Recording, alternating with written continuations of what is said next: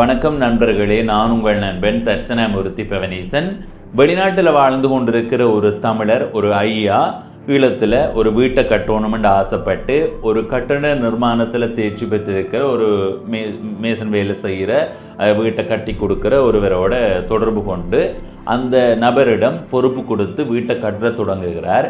கட்டி கொண்டு போகும்போது அந்த வீட்டை கட்டின நபர் பல வேலைகளை சரியாக செய்து கொடுக்காததால் அவர் பாரிய அளவான பின்னடைவை சந்தித்திருக்கிறதா என்னோட தொடர்பு கொண்டு கதைக்கும் போது சொல்லியிருந்தார். உங்களுக்கு தெரிந்திருக்கும், பவனீசன் என்ற யூடியூப் சேனலில் நான் ஊர் காணொளிகளை பதிவு செய்கிறேன். நான் அப்படி ஒரு ஊருக்கு போய் ஒரு வீட்டை காட்டி இருந்து இந்த வீடு வடிவாக இருக்குண்டு அந்த வீட்டை காட்டினதுக்கு பிறகு அந்த காணொலியை பார்த்த இந்த ஐயா என்னோட தொடர்பு கொண்டு, தம்பி அது என்னுடைய வீடு தான், அந்த வீட்டை நீங்கள் வெளியில் நின்று பார்த்து நல்லா இருக்குன்னு சொல்கிறீங்கள், ஆனால் அந்த வீட்டின் மூலமாக தான் பாரிய அளவான மன விரக்திக்குள்ளாக இருக்கிறதாகவும் அந்த வீட்டில் தன்னை ஏமாற்றி விட்டதாகவும் சொல்லியிருக்கிறார். இப்போ அந்த ஐயாவோட கதைக்கலாம். வணக்கம் ஐயா. வணக்கம். உங்களோட பெயர்? என்னுடைய பேர் சிவகுமார். சரி, இப்போ நீங்கள் வாழ்கிற நாடு? டென்மார்க். உங்களுடைய பிறந்த ஊர்? பள்ளிவட்டத்துறை. சரி, நீங்கள் உங்களுடைய வீடு கட்டுறதுல ஒரு மோசடி நடந்திருக்கிறதா சொல்லியிருக்கிறீங்கள். இதை விழிப்புணர்வாக மக்கள்கிட்ட கொண்டு போய் சேர்க்கணும், அதனால் நிறைய பேர் வெளிப்படைந்து பணத்தை பாதுகாத்து கொள்ளணும்ன்றது தான் உங்களுடைய நோக்கமாக சொல்லியிருக்கிறீங்கள். முதல்ல இருந்து இப்போ வரைக்கும் என்ன நடந்ததுன்றதை சுருக்கமாக சொல்லிடுமா? சொல்லிடுறேன். எனக்கு இந்த மேத்திரியார முன்பின் தெரியாது. என்னுடைய மனைவியின் மாமியார் மூலம்தான் எனக்கு இவர் அறிமுகமானார், அதுவும் டெலிபோனில். சரி. அப்ப டெலிபோன்ல கதைச்ச மூலம் இவர் ஓகே, நான் உங்களுக்கு வீடு கட்டித்தாரன், காணிதான் தான் நான் வீடு கட்டி தருவேன் சொல்லி எங்களை இங்க இருந்து காசு அனுப்ப சொன்னார். அப்ப நாங்கள் இப்ப நான் இடைக்கிட இருக்கிற சந்தேகங்களை கேட்கிறேன். நீங்க இப்ப உங்களுடைய உறவு மூலமா இந்த ஒரு நபரை தெரிஞ்சிருக்கண்டா, நீங்க நேரடியாகவே அவர்கிட்ட எந்த விதமான ஒப்பந்தமுமே இல்லாம தான் வீடு கட்ட கொடுத்தீங்களா, இல்ல ஒப்பந்தம் ஏதாவது போட்டீங்களா? இல்ல, ஒப்பந்தம் ஒன்றும் போடல, வாய் மூலம் தான் கதைச்ச ஒழிய ஒப்பந்தம் ஒன்றும் போடல. அதுதான் நாங்கள் விட்டப்பல. சரி. அவர் ஒப்பந்தம் போடாம தான் நான் வீடு கட்டித்தாங்க, நீங்க காசை தாங்கோண்டு. அப்ப வீட்டு பிளான் எல்லாம் நாங்க தான் அனுப்பினது அவருக்கு இங்க இருந்து. சரி, முதலே வீட்டு விலை மதிப்பிட்டவரா இவ்வளவு முடியும்? இல்ல இல்ல, அது ஒன்றும் முடியல. சரி. அவர் சொன்னது ஒரு சதுர அடிக்கு 1900 தனக்கு கூலியா தாங்கோண்டு. கூலி, மற்ற பொருட்செலவெல்லாம் நீங்கள் தான்? அப்படியா? நாங்க தான் வாங்கி கொடுக்கணும். சரி சரி, என்ன சொல்லுங்க. அதன்படி நாங்கள் அவருக்கு எங்களோட வைஃப் இந்த மாமியார் காசு அனுப்பி அவர்கிட்ட காசு வாங்கிட்டு போய் எங்களுக்கு வீடியோல படம் காட்டுறவர், இத்தனை மண் வந்திருக்கு, இத்தனை சிமெண்ட் வந்திருக்கு, அது இதுக்கு அப்ப நாங்கள் இங்கேருந்து பார்த்து கொண்டு நாங்கள். மற்றபடி அவரோட கதைக்கும் போது அவர் எங்களை நல்ல தன்மையா தான் கதைச்சவர். அப்ப அவர்ல எங்களுக்கு நல்ல நம்பிக்கை இருந்தது. அதனாடி நாங்கள் அவரோட தொடர்ந்து அவருக்கு கேட்ட நேரம் எல்லாம் காசு அனுப்பி கொண்டா இருந்தாங்க. பிறகு வீடு சொன்னார், வீடு கட்டி முடிஞ்சது, நீங்க வார வருஷம் நீங்கள் குடிபுறலாமண்டு. அப்ப குடிபுறக்கு அவர் டேட் மட்டும் தந்த மார்ச் 29 நாங்கள் ஓகே போன வருஷம். சரி, 2024. சரி.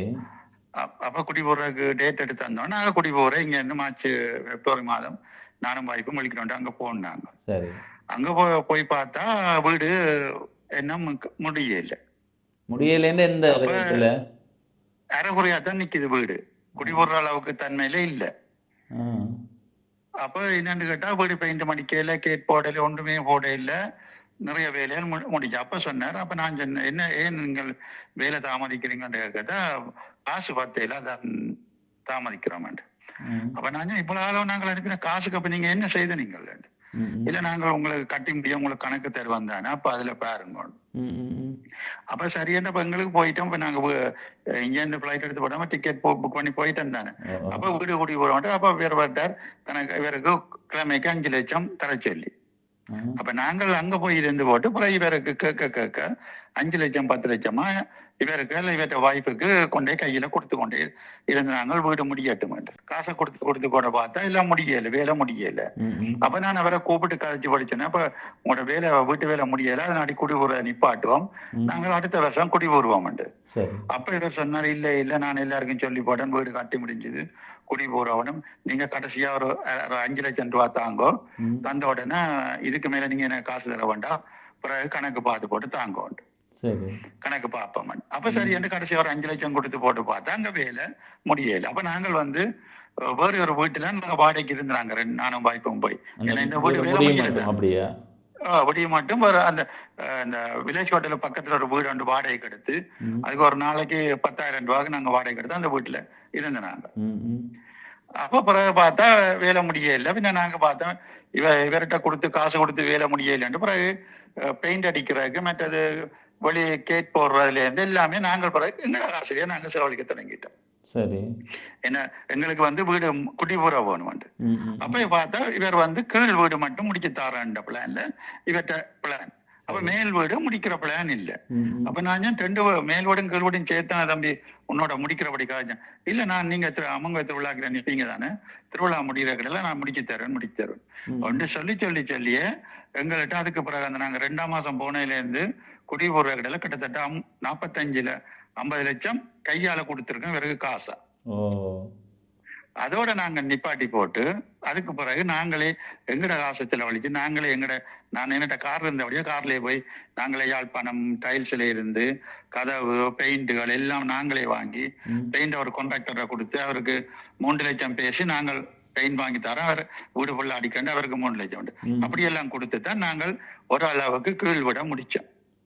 முடிச்சிட்டு நாங்கள் குடிபோந்து போட்டு அதுக்கிட குடிபோந்து மார்ச் 29, அது பிறகு ஏப்ரல் மாதம் எங்கட ஒரு திருவிழா வந்துட்டு. சரி, அப்ப திருவிழா முடிஞ்சு இவர் செய்தோம் திருவிழா முடிஞ்சு செய்தறையில என்னன்னு பார்த்தா தங்களுக்கு காசு பத்தாதான் நாங்க தான் என்ன தனக்கு தர வேணும் கணக்கு முடிச்ச.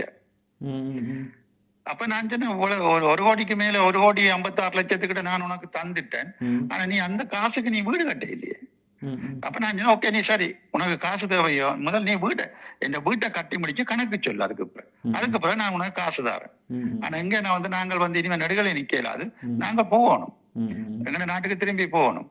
2 போட்டு நாங்கள் அப்படியே அரைகுறையா வீட்டை விட்டுட்டு அதுக்கு பிறகு வேற நான் சொன்னேன், ஓகே நீ வீட்டை முடிக்கல, அப்ப நீங்க வீட்டு பக்கம் பெற தேவையில்ல, இதோடய நீங்க நிப்பாட்டுங்க வேலையை. அதுக்கு மேல அப்படியே விட்டுட்டு அவர் அதுக்கு பிறகு தான் போலீஸுக்கு போறாங்க. எங்க இருந்தாலும் போ தம்பி, எனக்கு அது பிரச்சனை இல்லை. எங்க பார்த்தா அதுக்கிடையில பார்த்தா எங்க வீடு எல்லாமே வெடிக்க வலிக்கிட்டு.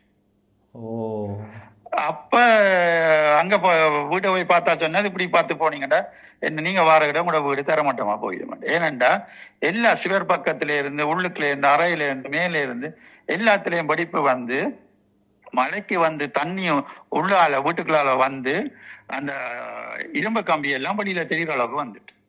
நீங்க தூணுக்குள்ள போட்ட கம்பி வழியில தெரியுது அப்படியா? எல்லாம் வழியில அதான் உங்களுக்கு எல்லாம் படம் அனுப்பி இருக்கேன், நீங்க பாருங்க. இந்த படங்களை இப்ப எங்க வக்கீல் எடுத்து வைக்க சொல்லி எடுத்து வச்சு போட்டு நாங்க பார்த்து கொண்டிருக்க எல்லாமே கரல் பண்ணிச்சு. எங்கட லைட்டுக்கு எல்லாத்துக்காலையும் தண்ணி வருது. என்னென்று ஓடு எல்லாத்துக்கும் போட்டுதான் சொன்னாங்க. ஓடு எல்லாம் படிவா போடாதபடியா தண்ணி மேல் அந்த பில்லர்ல இருந்து இறங்கி இரும்பு கம்பிகளுக்குள்ள லைட்டுகளால எல்லா லைட்டுகளும் சுட்டு போட்டு இவன் போட்ட லைட் எல்லாம். அதோட அப்படியே நாங்க அதுக்கு பிறகு இப்ப நாங்கள் இப்படியே விட்டா வீடு பழுதா போயிருமெண்டு இப்ப நாங்கள் எங்கட காசு செலவழிச்சு திரும்ப வீடை செய்து கொண்டிருக்கிறோம். இப்ப நீங்க போனீங்கன்னா எங்கட வீடு இப்ப திருப்பி கட்டுப்படுது பார்க்கலாம் வேற ஆக்களை வச்சு. மொத்தமா உங்க வீட்டுக்கு எவ்வளவு செலவாகினது? அவருக்கு மேத்திரியாருக்கு மட்டும் நான் 1,56,08,000 ரூபாய் கொடுத்திருக்கேன். 1,56,08,000 பொருட்செலவோட சேர்த்தா? ஐயா நீங்க நான் என்ன கேட்கிறேன்டா, நீங்க பொருட்கள் நீங்கள் வாங்கி கொடுக்குறீங்க, அவர் கூலிக்கு தான் 1000 எவ்வளவு கேட்டவர்? 1,900 ஒரு சதுர அடிக்கு. சரி, அப்படி கேட்டா இப்ப பொருட்களை நீங்களே அவர்கிட்டயே கொடுக்குறேன்னா நீங்க முழுவதுமா கொடுத்துருக்கலாமே. அவர் வாங்கி போட்டு உங்களுக்கு கடையில கணக்கண்டு. நீங்க உங்களுக்கு எங்க பொறுப்பா ஒரு தெரியும் விடையிலையா அவங்க உறவுக்காரர்களோ? அதுதான் தம்பி நாங்கள் விட்டவள நாங்க பொறுப்பா ஒரு தெரியும் விட இல்லை. ஏன்னா எனக்கு இவர் கலைச்ச விதத்திலே இவர் ஃபேமிலி இவருக்கு 2 பிள்ளைகளும் இருக்க நம்பிக்கையா இருந்த நாங்கள் இவர் செய்வார் அந்த நம்பிக்கையில நாங்கள் இருந்துட்டோம். அப்ப எங்கட இவர வாய்ப்பு மாமியார் அவ வயதானவ அவக்கும் போய் அந்த வீட்டை போய் பாக்குற நிலைமையில அவ இல்ல. ம். அவ எங்கட வீட்டுல இருந்து ஒரு 5 கிலோமீட்டர் தள்ளி இருக்கிறான். சரி சரி. அப்ப அவளை வந்து வீட்டுக்கு வந்து இந்த போற எல்லாம் கஷ்டம். அப்ப அது அந்த நேரம் நாங்கள் வேறு யாரும் வைக்கல, வேற நம்பிக்கையில இருந்து வேற எங்களுக்கு காட்டிக் கொண்டிருக்க வீட வெளியால பார்க்க வீடு வடிவாத்தான் இருக்கு. அப்ப ஓகே வீடு வெளியால பார்க்க வடியாரு உள்ளுக்கும் அப்படித்தான் இருக்க மாட்டோம் நாங்கள் நெச்சது. அங்க கடைசியா நாங்கள் வந்து இறங்கின அப்புறம் பார்த்தா குடியுறவுக்கு வந்த அப்புறம் பார்த்தா எல்லாமே தலைகளா இருந்தது. அப்ப எனக்கு வேணும் வேறோட கதைச்சு எப்படியாவது நான் இந்த வீட்டை கட்டி முடிக்கணும். என்ன காசை கொடுத்துட்டேன், அவர்கிட்ட போய் காசுக்கு வாங்குற அளவுக்கு என்ன அவருக்கு எனக்கு காசு திருப்பி தர அளவுக்கு இல்ல. அப்ப நான் என்ன கொடுத்த காசுக்கு வேலை வாங்க நான் தனியா கதைச்சு கதைச்சு கதைச்சு கதைச்சு கடைசியா பார்த்து 7வது கட்டத்துல நீ வேற வேண்டாம் விட்டுக்கலன்னு மறைச்சேன். நாங்களே வீட கட்டி கொள்றோம். அதுக்கு பிறகு தனக்கு எங்களுக்கு காசு தரணும் போலீஸுக்கு போய் கேஸ் ஆக்கி இருக்கு. சரி சரி. அப்ப நாங்கள் கொடுத்த கணக்குக்கு அவர் கணக்கு காட்டையில் எனக்கு என்ன இது வேலை ஒரு பில்லும் தர இல்ல. ஆனா போலீஸ்ல சொல்லிக்க தான் என்னட்ட வந்து 1,56,56,000 வாங்கினா அவர் லெட்டர் எழுதி கொடுத்துருக்க. ஏன்னா அவர் எழுதி அப்படி கொடுத்தபடியா தான் தம்பி எனக்கு அது ஒரு பிடிமானமா இருக்கு. அப்ப நான் சொன்னேன் ஓகே நீ எழுது, நான் உனக்கு நீ எவ்வளவு காசு கேட்க நான் உனக்கு மாதம் தாரேன்ட்டு நான் எழுதினேன். அதுல போலீஸ் எழுதி ஏன்னா இவர் இல்லாட்டி இதுல போட மாட்டாரு தொகை. ஏன்னா பேங்கால கொடுத்த நாங்கள் 1,04,00,000 என்னதான் பேங்கால கொடுத்திருக்கோம். மிச்சம் 45-50 லட்சம் நான் இவரு கையால கொடுத்திருக்கேன். சரி, அதை அவரே எழுதி கொடுத்துட்டாரா காவல்துறையினர்கிட்ட? காவல்துறை கொடுத்தாரு. நீங்க தான் அதை எழுதி தந்தா நான் காசு தாரேன்னு சொல்லி இருக்கிறீங்க அப்படியா? சொல்லியிருக்கேன். அப்படி சொல்லாட்டி அவர் அதையும் எழுதி இருக்க மாட்டார். என்ன எழுதி தர மாட்டார். என்ன அவர் வெளியிடத்துல காய்ச்சிருக்கா தான் இவர் கையால எனக்கு 50 லட்சம் தந்தா நான் இல்லையான்னு சொன்னா ஒரு ப்ரூவும் இல்லையா என்னட்டு சொல்லியிருக்காரு. அப்ப அதனாடித்தான் நான் இது சம்பந்தம் போலீஸ் ஓஏசியோட காய்ச்சி நான் அவர் சொன்னா இப்படி ஒன்று எழுதி வாங்க அப்புறம் பார்ப்போம். அதை பண்ணிதான் அவர் எழுதிங்க. அதைத்தான் கோர்ட்ல எந்த ஆண்டு வீடு கட்ட தொடங்கினது? எவ்வளவு காலம் எடுத்தது? வீடு கட்டத்திற்கு 2022ஆம் ஆண்டு 23ஆம் ஆண்டு ஒரு வருஷத்துல முடிக்க ஒரு வருஷம் தான் என்ன கணக்கு சொன்னவர். ஆனா எங்களுக்கு இங்கே இந்த வீடியோல பார்க்க தம்பி வீடு முடிஞ்சவங்களாம் கிடந்தது. ஆனா உள்ள போய் பார்த்தா தான் எல்லாமே இருக்கு.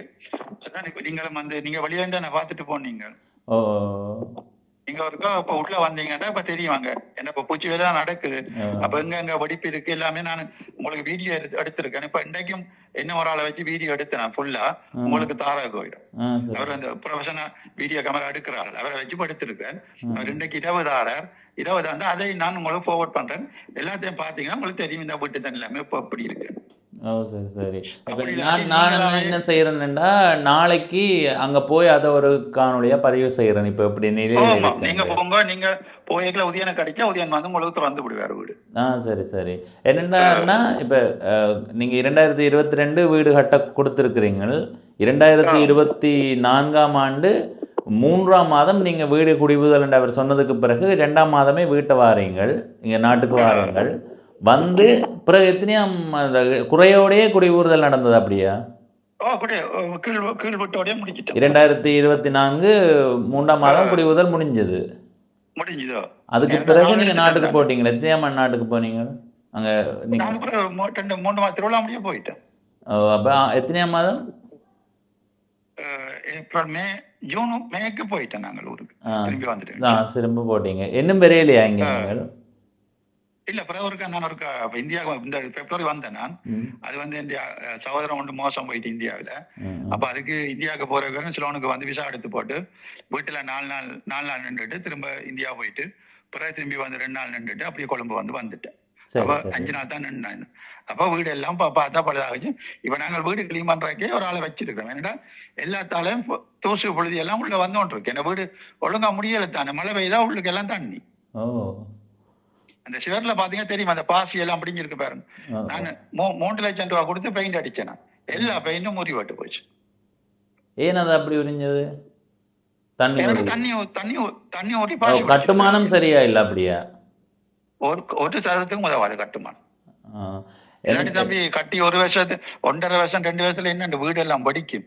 அதுதானே. அப்ப இப்ப கட்டினா வேண்டிய கணக்குப்படி பார்த்தா இன்னொரு 5 வருஷம் போனா வீடு தர மாட்டோம். அப்போ அப்படி வராங்க. இன்னைக்கு இப்படியா இல்ல மேல இப்ப தண்ணி டேங்க் இருந்து இன்னைக்கு தண்ணி டேங்க் வேலை முதல் செய்கிறோம் நாங்கள். ஏன்னா மேலேறி நாங்க மேலேறி பார்க்கல தம்பி. இப்ப நான் ஆளை வச்சு மேலேறி தண்ணி தேங்க அரை ஒரு செய்து கிடக்கு எல்லா இடம் பிடிச்சு.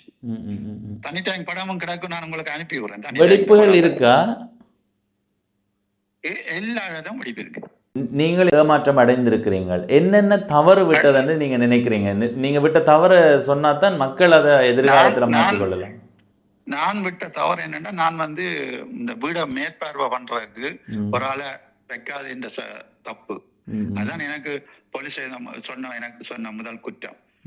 நான் மேத்திரியாரை நம்பி எல்லாம் செய்திருந்தது என்ற பிள்ளை.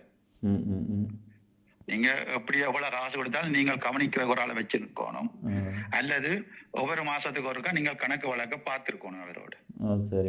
ஒன்றும் செய்யல, எல்லாம் தாரம் முடிய விட்டு தாரண்ட வீடு முடியல தான் தம்பி.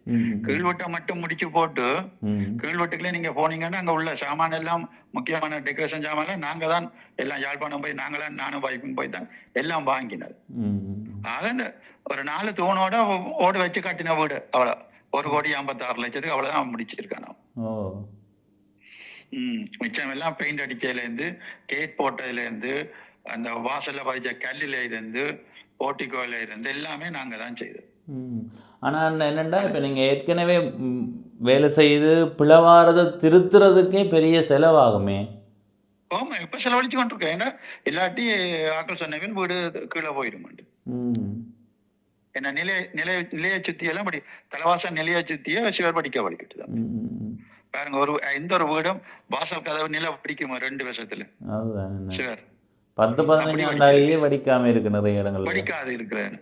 அப்ப எல்லாமே பொய் வேலை, சீமெந்து மூடையில. இப்ப மேலேறி பார்த்தாதான் தெரியும், அங்க எல்லாம் ஒன்றும் பூசையில அந்த ஓடுகளை வச்செல்லாம் மறைச்சு போட்டு வந்திருக்கிறாங்க. பூசுற உள்ள குனிஞ்சு பூசுற இடங்களுக்கு உடைஞ்ச ஓடையில வச்சு மடைச்சிட்டு வந்திருக்காங்க. இப்ப ஓடையில விலத்தி பார்க்கத்தான் தெரியும், அங்க ஒண்ணு பூசை இல்லையா சீமெண்ட். இப்ப அதுகளை இப்ப இந்த பையங்களை வைக்க அவங்க சொல்லாங்க, இப்படி இருக்க பூசை கஷ்டமா இருக்கு ஐயா, ஏன்னா உள்ளால போக முடியாது கிடக்கு. ஏன்னா அந்த தனி டேங்கல் ஏன்னா சீமெண்ட் வரைய நிக்குது இல்லையா, எட்டத்துல வரைய வண்டி கிடக்கு. இப்ப நீங்க வேலைக்கு பிடித்திருக்கிறவர்கள் என்ன சொல்லினும் அதை பற்றி? நிறைய சொல்ல, நீங்கள் இப்படியாரோ மேத்திரியார் தாங்களும் வாழ்க்கையில சந்திக்க இப்படியெல்லாம் வேலை, தாங்களும் உங்க கண்டு வேலை தான் செய்யறோம்.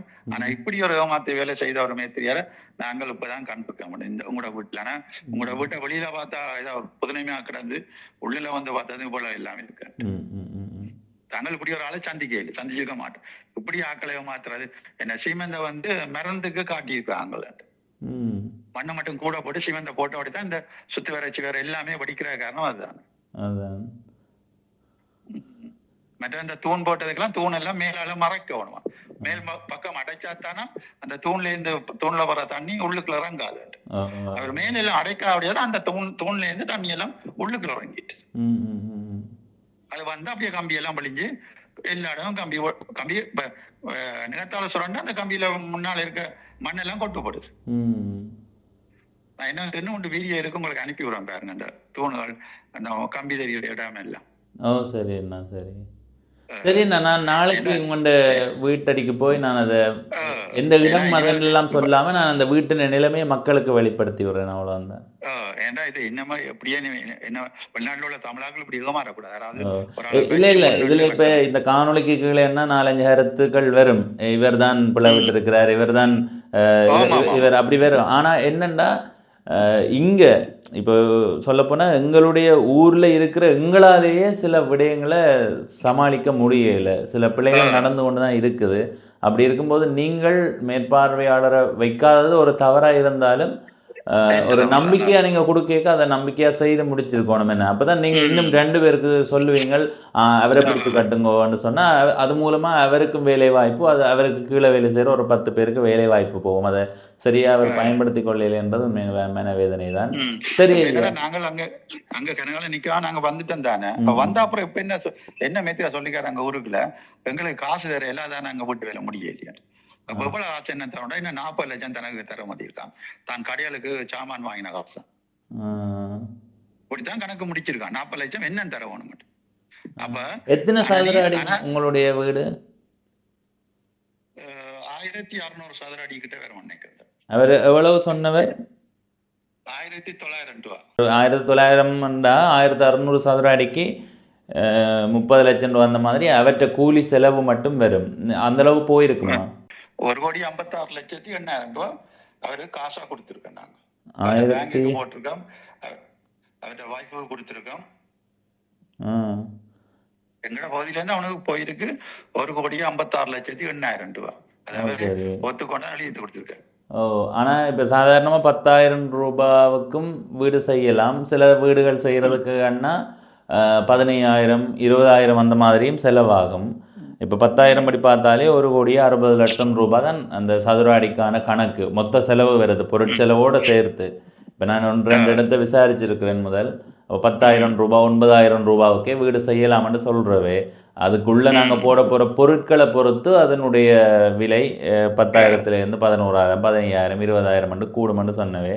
இப்போ பார்க்க போனால் 1,60,00,000. ஆனால் நீங்கள் அவ்வளவு பணம் கொடுத்தும் திருப்தியாக வேலை முடியலைன்னா அது தான் வீடு முடியல தானே. ஓ, வேலை முடிஞ்சிருந்தா நீங்கள் அந்த காசு இப்போ வேலை முடிஞ்சிருந்தா நான் வேறு கேட்டா கொடுத்துருப்பேன். வீடு வேலை முடிஞ்சிருந்தா கணக்கு வழக்கு பார்த்து கொடுத்துருக்கலாம்.